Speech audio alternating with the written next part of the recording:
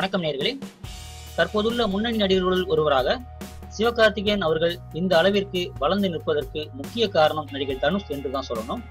தன்னுடைய நிறுவன தயாரிப்புல சிவகார்த்திகேயனை வச்சு எதிர்நீச்சல் என்ற படத்தை எடுத்து அவரை ஒரு தனிப்பட்ட கமர்ஷியல் ஹீரோவாகவும் நிலைநிறுத்தி வந்தார் நடிகர் தனுஷ் அவர்கள்.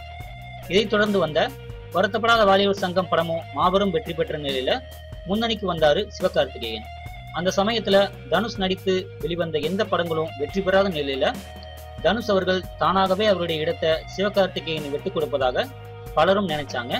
இருந்தாலும் தற்போது வரைக்கும் சிவகார்த்திகேயனை வச்சு காக்கி சட்ட படம் வர அவருக்கு நல்ல வாய்ப்பை கொடுத்திருக்காரு நடிகர் தனுஷ் அவர்கள்.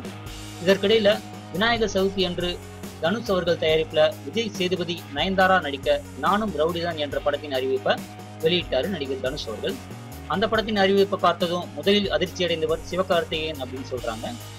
தனுஷ் என்ன செய்தாலும் அதை பாராட்டி வாழ்த்தி தன்னுடைய ட்விட்டரில் செய்தி வெளியிடும் சிவகார்த்திகேயன் இதுவரைக்கும் நானும் ரவுடிதான் என்ற படத்தை வாழ்த்தி எந்த செய்தியும் வெளியிடாததை அவர்கள் குறிப்பிட்டு சொல்றாங்க. அன்றைய தினம் ரஜினியின் லிங்கா முதல் பார்வைக்கெல்லாம் வாழ்த்துக்களை பதிவிட்டிருக்காரு சிவகார்த்திகேயன்.